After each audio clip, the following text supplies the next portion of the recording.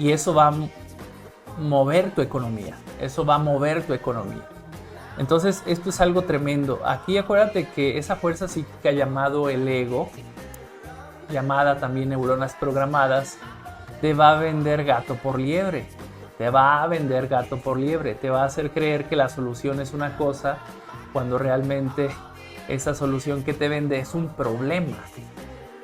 Es un problema. Entonces, ¿cuál es el gato por liebre que te está vendiendo actualmente el ego, el yo, esa información de neuronas programadas, esa información que está de virus mental en tu vida y que te está haciendo estragos en tu economía? ¿Cuál es el gato por liebre que te ha estado vendiendo el ego hasta el día de hoy? Te voy a dar una probadita, pero muy sustancial. Uno de esos gatos por liebre que te vende el ego en cuanto a cuestiones económicas es